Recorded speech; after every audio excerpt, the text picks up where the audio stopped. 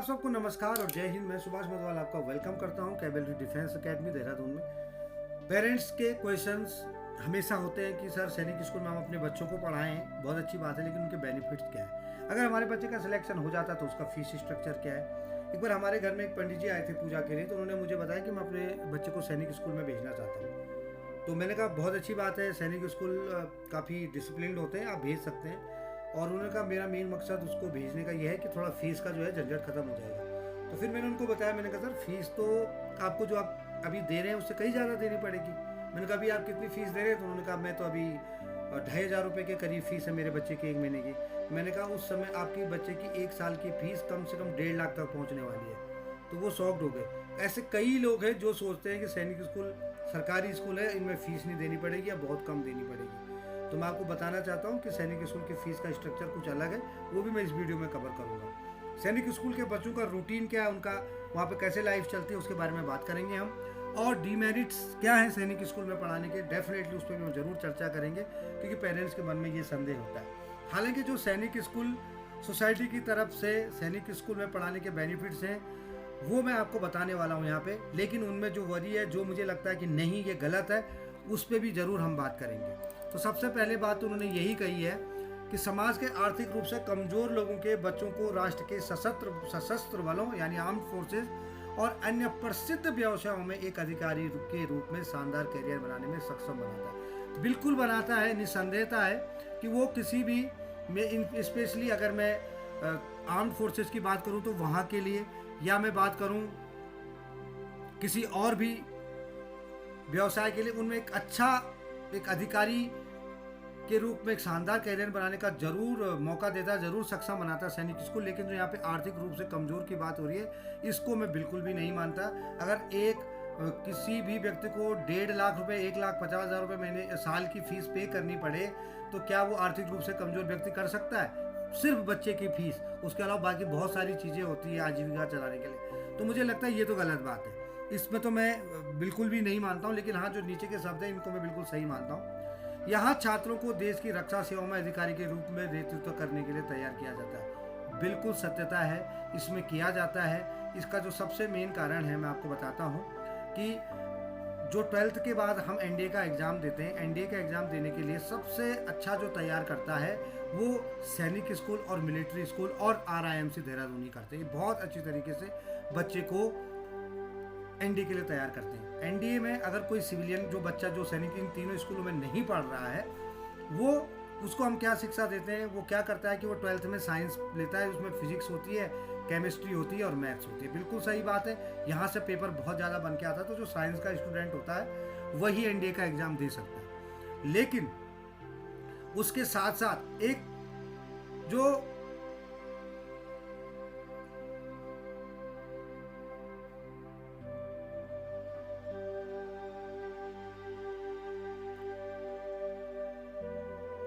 जो जीएस का पेपर होना है, जीएस का एक एग्ज़ाम होना है जिसमें हिस्ट्री भी आनी है, जिसमें ज्योग्राफी भी आनी है, जिसमें पॉलिटी भी आने, एक आध क्वेश्चन इकोनॉमिक्स के भी आ जाने, वो तो बच्चा पढ़ेगा ही नहीं, वो तो बच्चा पढ़ ही नहीं पाएगा, क्योंकि वो तो फिजिक्स केमिस्ट्री मैथ्स पढ़ रहा है। और जो हमारे भारत की शिक्षा की जो पॉलिसी है उसके अकॉर्डिंग जो बच्चा फिजिक्स केमिस्ट्री मैथ्स पढ़ रहा है वो बच्चा ये सब चीज़ें नहीं पढ़ेगा। ये तो आर्ट्स वाला बच्चा पढ़ेगा, साइंस वाला बच्चा तो पढ़ेगा ही नहीं। लेकिन इन स्कूल में क्या कराया जाता है कि फिजिक्स केमिस्ट्री मैथ्स तो पढ़ाई जा रही है, उसके साथ साथ ये वाले टॉपिक भी कवर किए जाते हैं, ताकि वो जो दूसरा यानी apart from the physics chemistry maths जो जीएस वाला पोर्शन है उसको भी कवर करवाया जा सके। और अगर जो सिविलियन जो बच्चे जो इन स्कूलों के अलावा दूसरे स्कूल में पढ़ते हैं, वो बच्चों को अलग से कोचिंग करनी पड़ती है। बिना कोचिंग के बच्चे का सिलेक्ट होना मुश्किल हो जाता है। ठीक है, तो ये सब चीज़ें होती हैं जो यहाँ पे तैयार की जाती हैं। दूसरी OLQs की मैं बात करूँ, ऑफिसर लॉयर क्वालिटीज़ की मैं बात करूँ, तो ऑफिसर लॉयर क्वालिटीज़ SSB में चाहिए होती है, SSB में रिकमेंड होने के लिए। तो ऑफिसर लॉयर क्वालिटीज़ का भी सर्वांगीण विकास करने के लिए सैनिक स्कूल, मिलिट्री स्कूल सबसे अच्छे होते हैं। यहाँ पर ऑफिसर लॉयर क्वालिटीज़ लगभग भर दी जाती है, क्योंकि इस तरीके का अनुशासन होता है कि बच्चा ये काफ़ी चीज़ें समझ चुका होता है, उसके लिए SSB थोड़ी सी आसान हो जाती है। ठीक है, नेक्स्ट अगर मैं बात करूं तो छात्रों में शरीर, मन और चरित्र के गुण यहाँ विकसित किए जाते हैं। मैं ऑलरेडी आपको बता चुका हूँ, यही ऑफिसर लाइक क्वालिटीज है। गेम्स और पीटी, जो गेम्स और पीटी है, ये मानसिक रूप से और शारीरिक रूप से, दोनों रूप से एक स्ट्रांग बनाती है बच्चे को। कहते हैं कि स्वस्थ शरीर में ही स्वस्थ मन बसता है। अगर अच्छा एक्सरसाइज, अच्छे गेम्स में बच्चा होगा तो उसका मेंटली डेवलपमेंट भी बहुत अच्छा होगा। घर में बच्चे मोबाइल में और बाकी चीज़ों में इस तरीके से अपने आप को लिप्त कर लेते हैं कि वो फिजिकल एक्टिविटीज़ पे ध्यान नहीं देते हैं। लेकिन सैनिक स्कूल में सब चीज़ें अलग है। एक अच्छे मानसिक और शारीरिक विकास के लिए जो भी कार्रवाई की जाती है वो वहाँ पे करवाई जाती है, ठीक है। और ग्रामीण बच्चों को भी गुणवत्तापूर्ण शिक्षा, जो हमारे रूरल एरियाज के बच्चे हैं, अगर वो सैनिक स्कूल में जाते हैं तो वो काफ़ी, जो उनका टैलेंट छुपा हुआ है, जो ग्रामीण परिवेश के कारण वो नहीं दिखा पाए, उनको मौका मिलता है कि सैनिक स्कूल में वो आके अपने इस टैलेंट को दिखा सके। और मेरी नज़र में जो सबसे इम्पोर्टेंट बात है वो है 11th 12th में बच्चे का जो सबसे पहले नशे की आदत जो है 11th 12th में बच्चा सीखता है। हम अभी भी देखते हैं कि स्कूल यूनिफॉर्म में बच्चे सिगरेट पी रहे होते हैं और ऐसे ऐसे नशे में लिप्त, हम न्यूज़पेपर्स में ऐसी ऐसी न्यूज़ पढ़ते हैं कि उस समय काफ़ी दुख होता है। देहरादून में 3 नशा मुक्ति केंद्र हैं जिनको मैं जानता हूँ, और वहाँ पर आप बिलीव नहीं करेंगे कि 50% वहाँ पर ऐसे बच्चे हैं जो स्टूडेंट लाइफ के बाद वहाँ पे नशा मुक्ति केंद्र में नशा छुड़वाने के लिए गए। तो पेरेंट्स के लिए सबसे दुख की बात वही होती है। और सैनिक स्कूल में जाने के बाद कम से कम ये टेंशन बिल्कुल ख़त्म हो जाती है, क्योंकि इस अनुशासन में और इस सिक्योरिटी में बच्चा रहता है कि जो बिगड़ने वाली उम्र होती है, ये स्पेशली नशे वाली, उस उम्र को पार कर जाता है बच्चा। तो सबसे अच्छी बात मेरी नज़र में ये है, इन जो 4 चीज़ें हैं वो सही हैं, लेकिन ये भी बहुत अच्छी और बहुत बेहतरीन बात है कि बच्चा इस चीज़ से दूर हो जाता है। दूसरी बात, अनुशासन। अगर आपकी लाइफ में डिसिप्लिन नहीं है तो आपकी लाइफ बेकार है। बिना अनुशासन के मुझे नहीं लगता कोई लाइफ है। सिस्टमेटिक लाइफ एक डिसिप्लिन को बनाती है। अगर आप कोई भी काम सिस्टम से करेंगे, जो सिस्टमेटिक तरीके से हो रहा है, सिस्टमेटिक तरीके से किया जाएगा, तो वो काम हमेशा अच्छा होगा।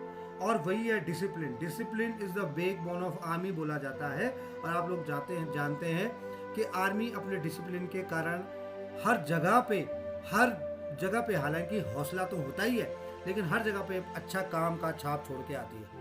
बच्चा इतना अच्छा अनुशासित होता है सैनिक स्कूल और मिलिट्री स्कूल में कि भविष्य में वो अधिकारी फौज में बने ना बने, इंडियन आर्म फोर्सेज में बने ना बने वो ऑफिसर, लेकिन जिस भी फील्ड में वो जाएगा 100% वो सही करेगा और बहुत अच्छा फ्रूटफुल रिजल्ट देता है। तो ये होता है सैनिक स्कूल में कि बच्चा अगर पढ़ने जाता है तो क्या आपको मेरिट्स मिलने वाले हैं। दूसरा, मैं फीस स्ट्रक्चर की बात करता हूँ, क्योंकि लोगों के मन में फीस स्ट्रक्चर को लेके बड़े सारे क्वेश्चंस होते हैं। सर फीस स्ट्रक्चर क्या होगा? तो देखो, फीस स्ट्रक्चर यहाँ पर मैंने लिखा हुआ ये एनुअल फीस स्ट्रक्चर है, लेकिन इसका मतलब ये नहीं है कि इतनी ही फीस है। ये जो मैंने फीस स्ट्रक्चर यहाँ पे लिखा हुआ है, ये सबसे कम फीस है, मतलब इतनी तो होनी है। इसके अलावा और भी फीसें और भी बहुत सारे चार्जेज होंगे। अब इसमें अभी मैं आपको घोड़ा खाल का जो ये सेशन चल रहा है, इस सेशन की फीस की बात करता हूँ। यहाँ पर आप ये मिनिमम है, ठीक है। इसके अलावा इसमें आप 30,000 40,000 और ऐड कर सकते हैं जो एक्स्ट्रा चार्जेस होते हैं, ठीक है। अभी मैं इस साल की बात करता हूँ, जो 7th में एक हमारे स्टूडेंट पढ़ रहा है, उसके पेरेंट्स ने 1,35,000 रुपीज़ पे करी है, 1,35,000 रुपये, ठीक है। 1,35,000 रुपये में से 85,000 रुपीज़ उन्होंने मंथ ऑफ मई में पे करी थी, और अभी नवंबर में, अभी 1-2 दिन पहले ही वो गए थे वहाँ पे और बच्चे को मिल के भी आए, दीपावली के बाद उसको छोड़ के भी आए और उसकी फ़ीस भी पे करके आए। तो 50,000 रुपये उन्होंने इस बार पे करी है, टोटल 1,35,000। तो ये है फीस स्ट्रक्चर सैनिक स्कूल घोड़ा खाल का। और हर एक सैनिक स्कूल का लगभग थोड़ा बहुत 4-5 हज़ार ऊपर 4-5 हज़ार नीचे इसी के अराउंड होगा। तो ये है कि आप अगर इतना अफोर्ड कर सकते हैं तो आप सैनिक स्कूल की तैयारी करवाइए। अन्यथा हो सकता है आपका सपना हो सैनिक स्कूल में पढ़ाने का, आपको फीस स्ट्रक्चर का ज्ञान ना हो, तो मैंने आप लोगों को बता दिया है कि फीस स्ट्रक्चर ही होता है, ठीक है। उसके बाद लोगों के मन में एक और संदेह रहता है कि सर उसकी दिनचर्या क्या होती है। तो दिनचर्या सुबह उठ के एक्सरसाइज करना, स्कूल का रूटीन फॉलो करना, जैसे स्कूल में काम होते हैं वैसे करना, स्कूल में क्लासेज जैसे बाकी स्कूल में क्लासेज चलती हैं वैसी क्लासेज चलती हैं, मॉर्निंग में पीटी होती है, फिर स्कूल का सेशन चलता है और शाम को गेम्स होते हैं, ठीक है।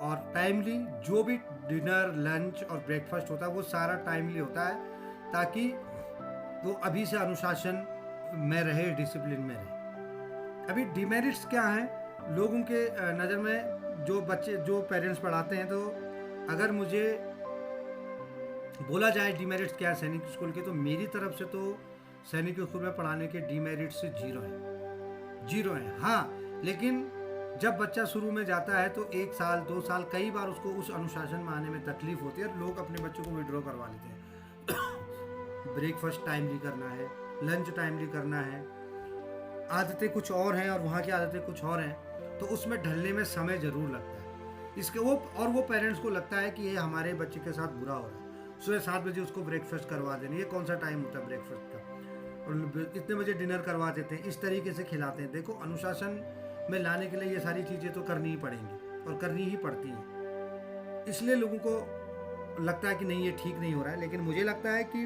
अगर आप उसको एडमिशन दिलाने के बाद कुछ समय वेट करेंगे, 1 साल 1.5 साल, तो एक फर्स्ट क्लास में हो सकता है उसको तकलीफ आए, लेकिन अगली क्लास से उसको बिल्कुल भी प्रॉब्लम नहीं आने वाली है, क्योंकि फिर वो उस अनुशासन में ढल जाएगा और आपको भी अच्छा लगेगा अपना बच्चा अनुशासित देख के। और भी अगर सैनिक स्कूल और मिलिट्री स्कूल के प्रति आपके मन में किसी प्रकार का संदेह है तो आप मेरे को कॉल कर सकते हैं, मेरे से जानकारी ले सकते हैं। और आपसे रिक्वेस्ट है कि वीडियो को आप शेयर करें, अगर आपको अच्छा लगा तो लाइक करके जाएं और चैनल को सब्सक्राइब करें। मिलते हैं नेक्स्ट वीडियो में। थैंक यू, जय हिंद।